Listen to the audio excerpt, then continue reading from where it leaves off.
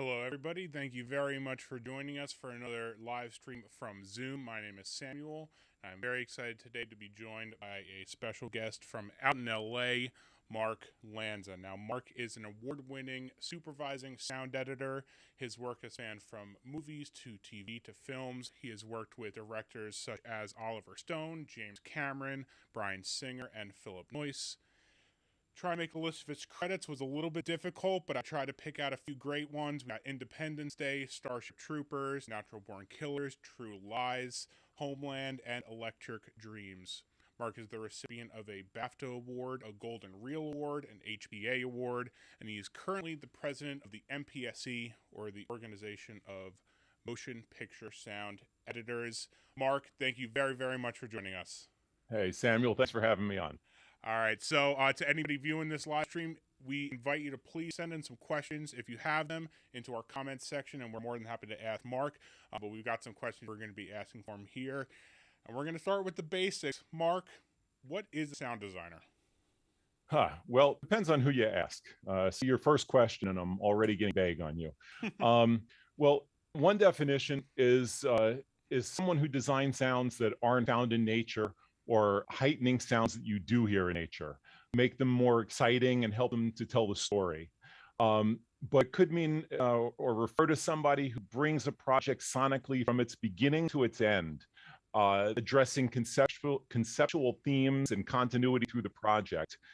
For example, I did a project with the train theme through the movie, and our protagonist, as he first walked into town in the opening scene of the movie, I had a distant train. It was kind of a foreboding tip, kind of a tip of the hat of what was to come. It started off friendly, and then later in the movie, the elements got a little closer. They were more menacing, train cars kind of crashing into each other and linking up.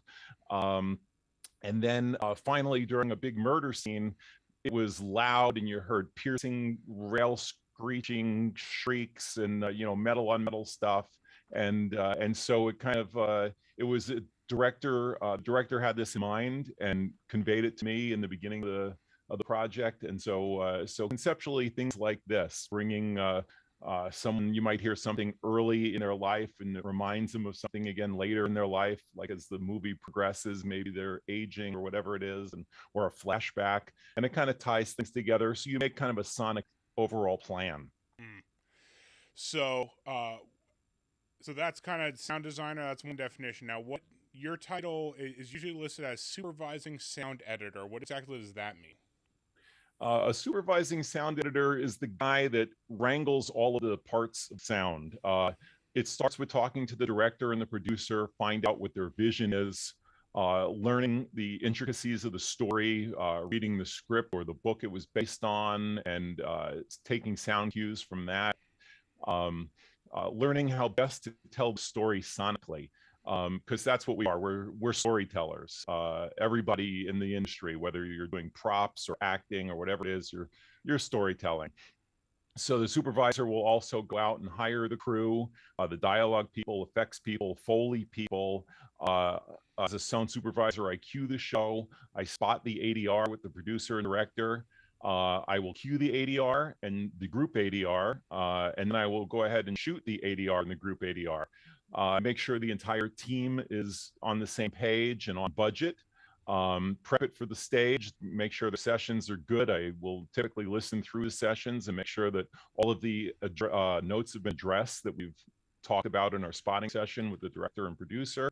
And then I'll bring it to the mix stage, make sure that that the mixer knows where all the bodies are buried and what the plan is overall. Make sure they don't miss anything that we talked about previously, because when you sit there for 4 hours with the director and producer and go through what they want, and then it doesn't show up on the stage, then they look at you like, how'd you drop the ball?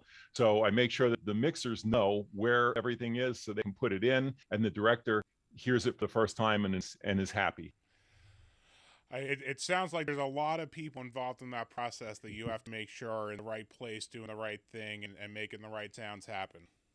Well, it's a combination of, it's like all parts of your brain are used, because it's organizational skills, it's technical skills for doing the sound work, it's your psychological skills, trying to get the performance out of the director and the actor, and make sure that that you've got what the director needs to give you. And some directors, when you go to the spotting, they tell you, oh, we want this door opens, we need a door. Philip K. Dick Electric Dreams shows, I'll talk about that one probably later, but yeah, it was 4.5 hours of spotting, and it really needed it, and it was just that big a show. And being an anthology, it was just that one show that had all those sounds, and then the next show was completely different. So who exactly do you work for, and kind of why does that position exist for you? Well, technically, I've worked for Sony Pictures for the last 10 years. And I had actually worked there for 5 years previous to that doing features. And then I went back and joined in their T department later. But yeah, I mean, it's kind of a loaded question because every project, goes from studio to studio. And so like right now, I'm doing a project that's for. One is for DC, and another one is for Netflix. And the one at Netflix, we're going to be doing the editing at Sony, but we're going to be mixing at SmartPost. So it gets pretty convoluted. I actually do have an office at Sony, but thanks to COVID, I haven't seen it for about 16, 17 months. So yeah, like your first question, it's obscure, but there it is.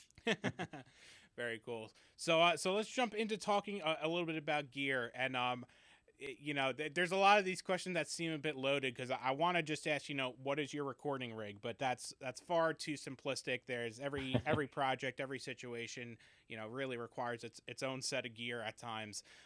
But could you kind of just give us the basics of what kind of recording gear you're bringing out into the field these days?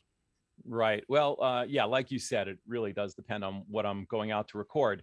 But when I'm out in the field, I love my Zoom F8N.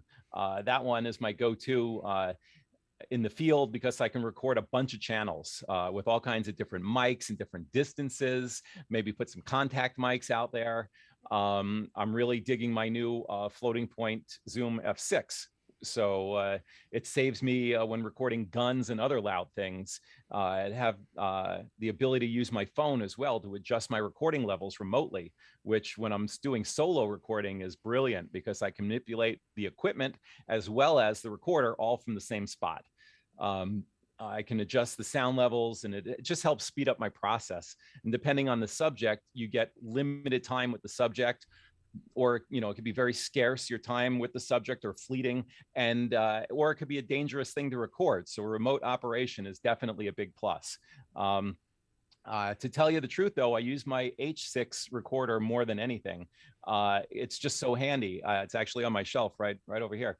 I just grab it and go. Anytime I'm here at the house and I hear something that I'm like, oh, I need to have that. There's an owl sitting on the tree outside. I'm like, oh, I got to record that guy. I just grab it and run outside. I also take it with me when I travel because it's small. It's really powerful. It's got those tiny little mics that come with it.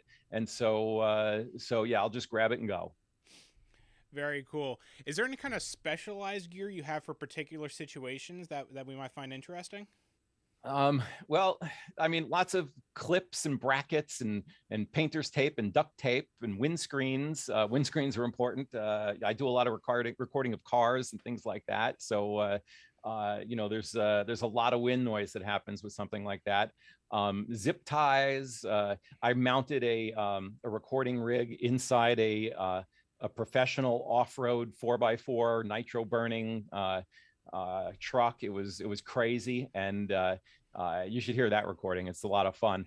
And I had to strap it in. The guy was a professional racer. He was doing laps, like hot laps as practice. It wasn't actually during the race, and so he allowed me to get it in there. His wife was the one who gave me permission. He actually, when we got to the track, was like, wait, you want to do what? And he was against it. He didn't want it to go flying around inside his truck during could have caused him to crash. So, and he wasn't going lightly. I mean, he was flying this truck through the air. They were hot laps. So we zip tied it. We buckled it around some kind of a roll cage in the truck and duct tape around the zip ties. And just, I mean, we really did it in there. There was no way this thing was coming loose. and it was back in the day of the DAT recorder. So we got about 3/4 of a lap before the impact of hitting the ground, even with the suspension and everything, kicked us out of record. So so we would have loved to have had the whole thing, but I tell you, we got some really good material that morning. And then I wound up staying on the side of the track. I got some permission to get right up to the edge of the track and do some more recording. And it was fun till there was an accident and the trucks came flying off the track and I almost got run over. But that's a whole other story. The sound guy is not always in a safe place. No, absolutely not. So basically you're just trying not to get your microphones or myself either eaten, shot, or run over is what it comes down to. That's definitely important. Now, do you do any work in Ambisonics or 360 audio? I do. Since I got another Zoom recorder, I got my H3 VR, and I started doing some background recording with it. I used to do exclusively BG recording in stereo. I've got a nice pair of stereo Sheps matched, and they sound great. But now that I've got the H3 VR, I'll go out and do like just general background stuff, like the pointed stuff. I'll still do in stereo. But with the H3 VR, if I'm doing like winds or birds and things like that, it's just great to have that complete surround sound, and I can bring it to the stage, or if I need to, I can always, fold it down to stereo and go with that. Very cool. That's kind of one of the cool things, whenever you could do something that gives you more options in post-production, that, you captured it and you're going to be able to do something with it. Ambisonics is one way where, you'll have some ability to manipulate it and kind of pull sounds up and down where you need them. 32-bit float is another one, where it's just making sure that you have the option to use that audio afterwards. Yeah, you never know when you're going to need that audio too. I had a friend who had gone out and recorded a sawmill one time, and then it was on a DAT, and she gave it to me. She's like, "Hey, I haven't had a chance to edit this up." She says, "If you edit it down and put it on a disc," she said, "I'll, you can have the sounds for, just have a copy." And I'm like, yeah, that's a good deal. So I went ahead and I edited all these sawmill sounds, and they sat for like 2 or 3 years. I never used them. And then I got on a show, and this dog wandered into a sawmill, and they're like, "Hey, do you have any access to something like this?" I'm like, "Oh, I've got a debarker. I've got a, and I just started listing off all this stuff. They're like, "How the heck do you have that?" And, you put it in your library and it kind of lives in there until you need it. And you can manipulate it and use it for all kinds of other stuff as well. So yeah, it's definitely, definitely fun to just go out recording, even if you don't know a specific project you're about to use it for. If I have an opportunity to go out and record something cool, I always take it. Very, very cool. We did get one question in from our audience I'm going to throw in here, asking what your first role was when you started out. Oh, this isn't for my mom, right? No, no, it's my first thing. It was kind of a weird way I got into the industry. I was a computer science major in college. I never considered getting into entertainment. I didn't even live in California growing up, but I was out here in college doing my computer thing. I met a guy in a programming course who had done some live sound. Long story short, he was starting to get into features. He needed a guy that knew how to run the computer, and I had worked with him I wrote a database for him to catalog his sounds, and he saw that I typed a lot quicker than he did, so I was cataloging some of his sounds for him, and he saw that I kind of knew what I was doing sonically. I mean, I was just starting out, but he's like, "Oh, you got good ears." And the next thing you know, he said, "Well, if you come and help me, then I've got this feature and we'll do it together, and you'll help run the computer and show me what to do." And, and he had his sound knowledge. I had no sound knowledge at the time. And so my first project ever was a movie called Born on the 4th of July. And that was with Tom Cruise was the star, and it was for Oliver Stone. And I know a lot of people want to kill me when I tell them that, people start in like commercials or cartoons or whatever it is. And my first one was with Oliver Stone. So it was kind of like leading a double life. I was going to college during the day and then having meetings with Oliver Stone at night. And I wasn't telling anybody because they probably wouldn't have believed it anyway. And that's how I got my start. And then that was over at a place called Sound Deluxe, which was a great up and coming sound house. And I wound up doing the next, 5 or 6 Oliver Stone movies, Natural Born Killers, the Doors movie, JFK, which is, we got the BAFTA for that, Nixon, Heaven and Earth. That's all I can think of offhand. Anyway, so yeah, it was a great run, and and lots of other stuff at Soundalux. I worked there for over 8 years. Just like everybody, you saw the opportunity and you took it. Yeah, I always loved audio. I was always into my car stereo and home fidelity and things like that. I just never thought I'd be doing it professionally. And and I always loved being creative. And I had a love of computers, but I didn't want to be a programmer per se. So I kind of got a way to combine two loves, my technical computer stuff with a sort of an artistic field. And I've been there ever since, which is great. I've made it, I made it so where I can make a living doing what I like to do. So very cool. Do you remember what year that first credit was in? Yeah, I started in October of '88, and we were on it for about 6 months. So it should be '89 is when Born on the 4th of July came out. So that, obviously a long time ago. 2021 now, things are different, very different, I would imagine. What for you are the biggest differences between working, as a sound guy then and now? Everything. I mean, memory back then was crazy. Memory and speed. We had about 130 mono seconds of audio to deal with back then. So if you were working in stereo, you just halved it right there. And so we used to lay back to tape, which means that we needed to have a synchronizer and an actual videotape. We had a 3/4 inch machine. You would hit play on the synchronizer. The tape would start to roll, generate time code. Your 24 track would chase it. Your computer would chase it. Anything else you had would, rolling along would all chase that time code. It was pretty crazy. Now, and conforms were done on film back then. Working remotely wasn't an option back then. The room was expensive as heck. The computer itself was $100,000, not including the rest of the room. So yeah, there was only one sound design room in the whole place for first couple of years. Everyone else was still on film. Hard drives weren't fast enough to do audio playback, so you couldn't cut an entire reel in one session. So that's why you needed to conform on film. We would do the design work and hand it off, and then it was up to a film guy to make our conforms. And if they were in the middle of this cool design sequence, we had to kind of hope that they made the cut at the right time and sunk the parts up that we meant to be where they were. And it was nerve-wracking and time-consuming.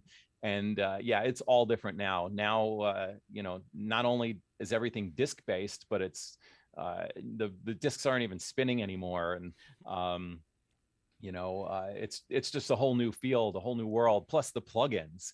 That's the coolest thing, is I've got all these great plugins that I can manipulate sound with. Whether it's my design work or being a supervisor, I also deal with dialogue all the time. So I've got to manipulate dialogue, clean up dialogue using isotope and things like this. You've got to, get good at those. And then of course you've got, you got to sync up your ADR.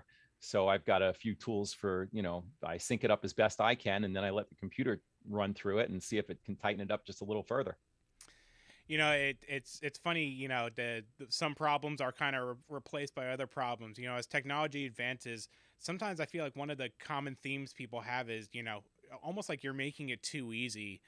And I've always completely disagree with that thought process, because making one part of the process easier is just opening up brain power to focus on another part.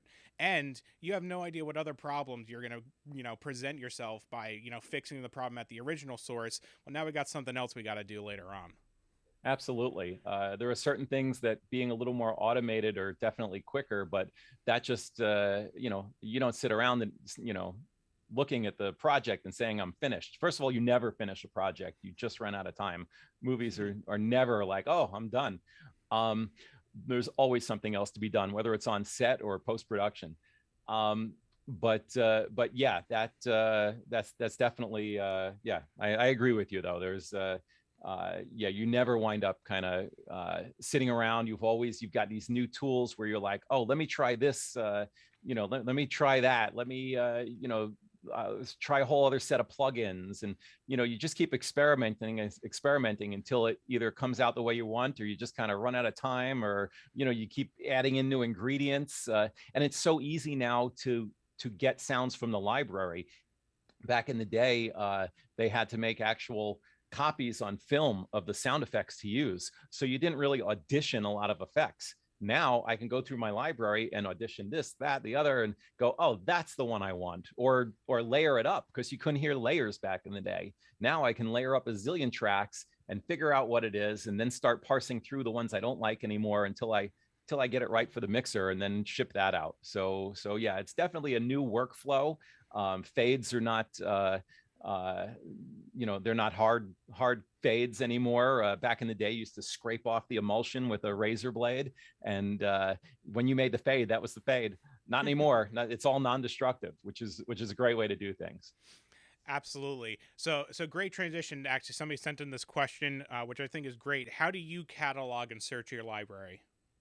I've got a thing called Sound Miner, and I've got a big drive hanging off the end of my computer, and when I need a sound, I run my Sound Miner program, and I can audition through there. It actually takes plugins itself. I can slow things down, which is great. I can speed them up. I can even synchronize them through there, and then export them into my Pro Tools rig and edit them up. Very, very cool. Another question that came in: where does Foley and dialogue recording fit into your world? Do you oversee all the different elements of the audio recording, or just aspects like the sound effects and creation? If I'm just doing design on a project, because sometimes I'm not the supervisor and I'll design for someone else, and then I really don't deal with the dialogue at all. But when I'm supervising, which is most of the time, it's huge. If anything, it winds up being a little more involved than the design.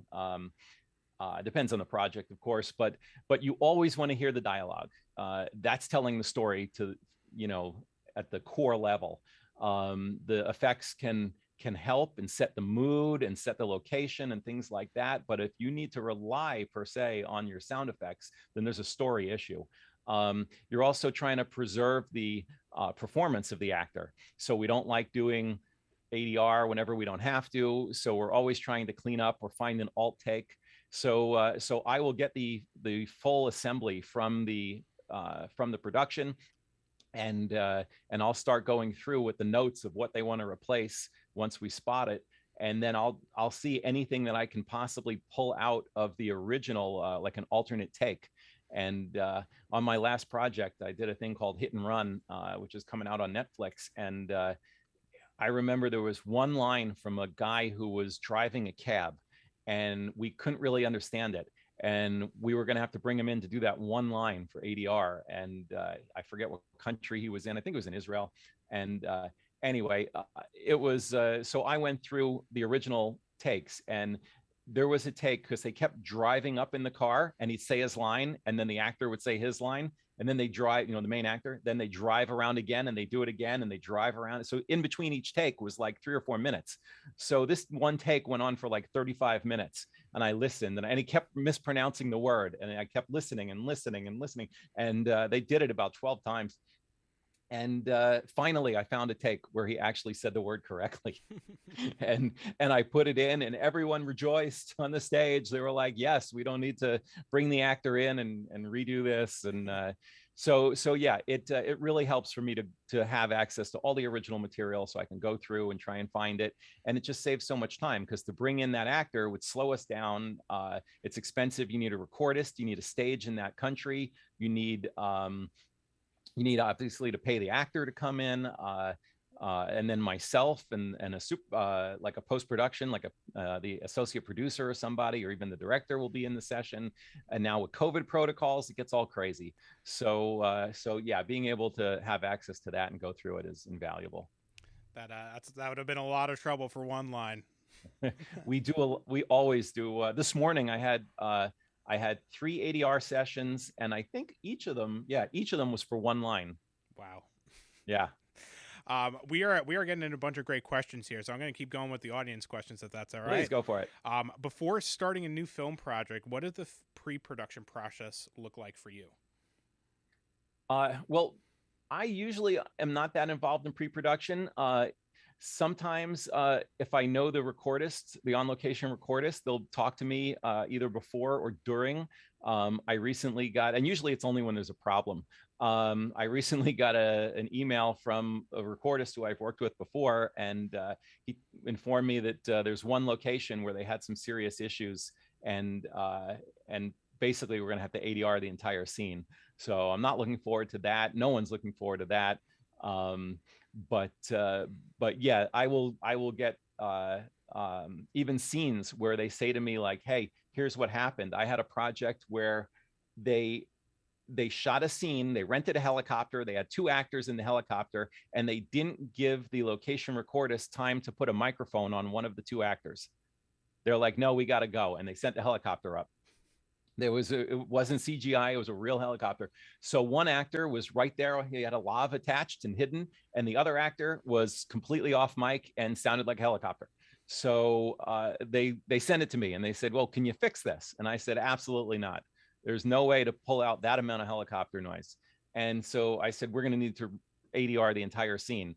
And that's when they decided to drop the entire scene. They're like, all right, it's not that important then, we're going to lose it. So all because they wouldn't give the recordist time to put a microphone on the one actor. Wow. Yeah. And that actually, there were some problem scenes in that in general. There was one where they recorded it on an escalator and it was just so noisy, the escalator, but we managed to get that out. And so, I'll do that, and it'll determine sometimes whether they use the scene or not. So I sent it back and they said, oh yeah, that sounds great. Thank you. And please, do it for real once we get the final cut. Right on. So another question that came in: as someone who's looking to get deeper in the field, what tips can you give to break through the saturation of everyone else competing for these same exact jobs? Right. First of all, be unique. I'd say being unique is even better than being the top guy in the industry. You've got to, it depends what level you're getting in at too. If you're just starting, get in anywhere, get into a good company, get in a place where there's room for growth. Don't start at some little tiny place. You could, and you could transfer around. I'd say get into a little place rather than no place, but try and get into the best place you can, even if you're just getting coffee, whatever it is. But when you show up with that coffee, you make sure you have cream, sugar, non-dairy, the green, the pink little packets, the yellow packets, everything. And they'll be like, wow, this guy gets coffee, or this girl, like it's no one's business. And and then they'll say, when they're looking for an apprentice, well, how about them? They do a bang up job with whatever we give them. And then you're an apprentice and you do a bang up job as an apprentice, and then they need an assistant, and guess who's going up? When I started at Sound Deluxe, we had drivers who are now supervising features, and they worked their way up. If you couldn't be a driver, that was really their vetting process. If you couldn't be a driver, show up on time, get things where they belonged, work problems out, you were never going to make it in the rest of the sound industry, because it's high stress. There's a lot of thinking outside the box. There are a lot of issues and problems that are unique. You really have to just work the problem as it appears. And if you couldn't do that as a driver, you're never going to make it later. So just get in there and do it, but do it as best you can, and meet people, be nice to people. You never know who these people are going to be in the future.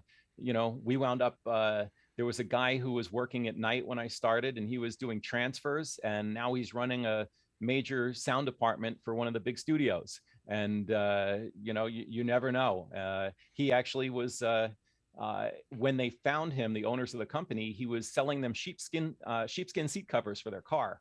And the company was expanding so quickly, they're like, we need somebody. You want to work for us? And he said, yeah. And now he's a big shot in the sound industry. Wow. Those are a couple of incredible stories. Absolutely. Very cool. So from the sound designer's perspective, is there a difference between a TV production and a film production? Yeah, there's one difference: money. Which of course affects everything. Money translates to time, and no time means you can't do all the original recording you wanted to do and the ideas you wanted to try out. There's no temp mix in TV. There's no audience screening, things like that. That being said, TV in the last 10 years or so has gotten a lot better as far as budgets and expectations. I would have pointed out that mixing for film had a lot more speakers to consider, but now we're doing Atmos mixes for TV, and that's just a regular thing. So yeah, the gap has narrowed. Shows like Game of Thrones and things like that, they sound like a movie now. So yeah, there's a lot more time being spent on TV. It used to be one a week, and that's all they had the budget for. And you get a day for Foley, and now people really take it seriously, and they're very proud of their work in TV. So I made the TV jump about 10 years ago. I occasionally will do a film, but most of the time now I'm doing TV. And I started in film. I hadn't done TV for the first I don't know, 15 years of my career. So very, very cool. So after such a long career, what are the types of situations that you still find very challenging, or do you feel like you've kind of seen it all at this point? Oh no, never seen it all. Every show has its unique challenges and rewards, and I'm always trying to top what I've done before. And I see what my peers are doing. I'll go into a theater and hear something they've done, and I'll be like, wow, I got to try something like that. And it inspires me to double my efforts and try and make some really cool content. Very, very cool. So you work with some of the biggest directors in the industry, in the film world and the TV world. What's it like working with a kind of big name director compared to other projects where there are less well-known names involved? Well, I mean, working with big directors is it's the same in a lot of ways. The big difference is that they can get their way a lot more. So they can get you resources and things. So if I go to a big director and I'm like, hey, I could really use this, like one phone call, and I've got that, whatever it is. Even access to some of the stuff on set, like a tank or a car, or I was doing Justified. And Michael Dinner was a producer, director, showrunner. He's great. And so I said, listen, I'd really like access to some of these cars because they're featured in all the episodes. And the next thing you know, because they were filming out in Valencia, it was supposed to be Kentucky, but I guess parts of Valencia look like Kentucky. But no, I believed it when you see it on screen. Anyway, so I'm out there in Valencia and I got access to all the cars, and it was great. I recorded trucks and cars, and I don't know if you've ever seen it, but they had a little gremlin that was dressed up like a police car. One of the characters used his own car as he was like the local sheriff, and so he put lights on it, and it was hysterical. So and a funny story, actually, while we were recording that car, or not the gremlin, but one of the trucks during that shoot, we came around a corner and I was inside the car. I had an assistant who was recording the exterior of the car passing by. And as we rounded a corner, the guy kind of maxed out the steering a bit, and it built the pressure in the steering pump up, and it popped a power steering line off of this old truck. And the power steering fluid went shooting all under the engine and hit the manifold. And when it hit the manifold, it erupted into flames. So we're driving along, and not only did we lose steering, but a fireball envelops the whole front of the car. And you can hear my assistant screaming. I can't say it on YouTube. You can hear him screaming, like, oh my God, a fire, expletive. And so yeah, that was a fun one. But we managed to safely pull over, and the fire kind of extinguished itself. It was more of a big flash than a big fire. And anyway, but that was fun. So things like that. But we had access thanks to Michael. Yeah, I mean, but every director, even the small ones, this is their baby. They've been working on this project for years, usually, from the script, the pre-production, the production. Now they're in post, and post is the last step. And it's an important one, because when I finish, it's the first time that they've ever seen their project completed. And any problems along the way, things they couldn't shoot, angles they wish they had, bad models that are involved, like spaceship models and things, all of those I can try to mitigate. When I did Independence Day, it was it was practical models. They were made of plastic in most cases. And you can see, if you watch it without the sound, the spaceship kind of fluctuates in a manner that's too quick for a giant heavy spaceship. But when you put the noises in, especially that low end woof as it goes by, all of a sudden it's got all this weight. And that's what helps sell the model. So things like that really help.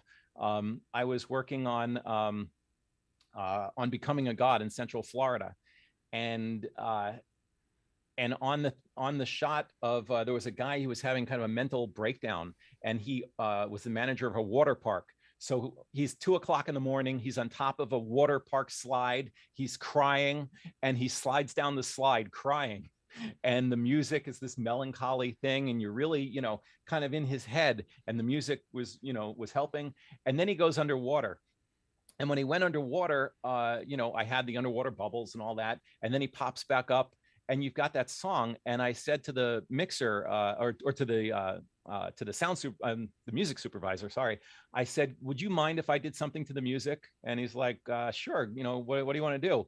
And I cut the music when he's underwater, and I had the mixer muffle it up like he was underwater. I said, we are in his headspace, and when we go underwater, we come out of it because the music doesn't change. To his point of view, I said, I want to stay in his head for this whole scene. And we did it. And then later that day, the director came in, and we hit play, and I didn't say anything. And the first words out of watching 42 minutes worth of the episode, she turns around and says, I love what you did with the music when he went underwater. She says, I was trying to get a shot of his face underwater, and we didn't have time that night to shoot it. She said, and when you split the music to the underwater point of view, she said, that put me in his head, which is what I wanted. She said, you saved the shot. So little subtle things like that, and taking a little chance, because the music, as a sound supervisor, I'm more in charge of the dialogue and effects. There's an editor for the music and a music supervisor. And so I didn't want to step on toes, but we had a rapport, and he let me do it, and it came out great. It worked out for the project, and everybody was happy. Very, very cool. Another question that came in, is there any type of project that you haven't worked on that you really would like to? Oh, that's a great question. I'd like to do some more cartoons. I've done cartoons. I haven't done them for a while. I did a great one years ago. My favorite was called the Zula Patrol, which is still on. It's for like pre-K through second grade. I did a Disney, like a thing before Aladdin, but I'd like to do a big time Disney thing. We did a Disney style animation thing for Legends of Tomorrow this season, where we went for about 10 or 12 minutes into full on Disney quality animation, which was great. But yeah, I'd like to just do like an animated feature again. I've done music videos, which are great. Haven't done one of those for a bit. I never watch horror movies, but I love to work on them. And so, and I've done a number of those. I can't think of anything that I've never done. I'm sure I will. As soon as we get off the Zoom interview, I'm sure I'll think of something. Very cool. Now, a lot of consumers now, they're watching things on their phone. They're watching on their laptop. I come more from the music world, and I know there's a consideration given to the fact that people are not listening on hi-fi generally, and you need to make sure that things are sounding great in a hi-fi and a lo-fi world. Is that something that you have to deal with as well? To a degree. Generally, if it's going to sound good on a pair of near-field monitors, it's going to sound good on headphones. So we don't do a run-through on headphones, but we absolutely will take it off the big screen speakers at the stage, and we will run it through little near-field monitors and watch it either sometimes on a television, or we'll watch it on the big screen, but have a little pair of speakers in front of the screen to monitor on. But now that we're also doing it in Atmos, it makes it more difficult to say, okay, let's go ahead and fold it down to stereo and watch it again. But yeah, we definitely do take that into consideration. We kind of joke about, after we get through with this great Atmos mix and we release it, to the network, then we say, well, people are just going to watch it on their iPods anyway, or their iPhones. So So we joke about it, but yeah, it does have to sound good on everything. And if for some reason it doesn't, we will go through and we will tweak it until it does. Very cool. So our last question, we're going to leave it off with, do you have any predictions for the sound design world in the next 10, maybe 20 years? Well, it's hard to predict, but I think there will be more automation happening. Maybe in Foley, maybe in sort of dialogue processing and cleanup, things like that.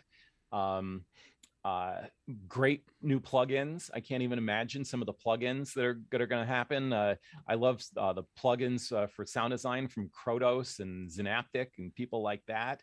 They're great for my design work. And then, of course, you've got Isotope for cleaning up all your dialogue, and there are programs to help sync my my ADR.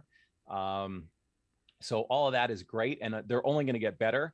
And I think some of the computer generated characters, which are more of a visual thing, but I think it's going to lend itself to sound, because actors that have passed that are going to be digitally generated now are going to need their voices put in there.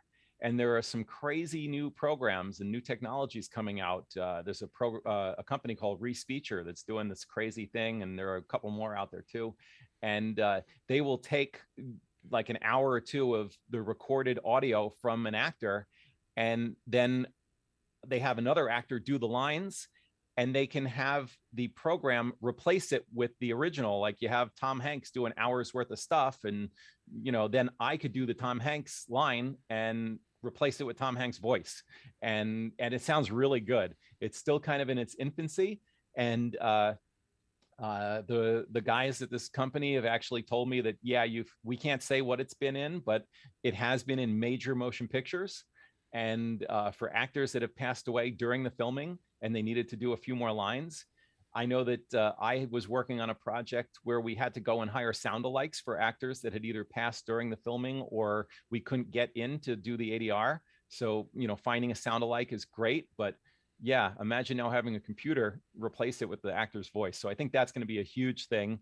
And it's also very scary because now you've got these deep fakes where it looks like them and it's going to sound like them, and it's going to get crazy out there. But I think some of those things are coming. Very, very cool. Mark, thank you so much for joining us, sharing so much of your knowledge. We love partnering with you, and we look forward to it more in the future. Samuel, thanks for having me, and all the Zoom guys. Thank you. And I look forward to using your recorders and working with you guys again on one of these. Right on. Thank you so much. And thank you, everybody who tuned in. Thank you for sending in your questions. And that's it. Good luck. Enjoy creating. Thank you. Great questions, everybody. Have a good one.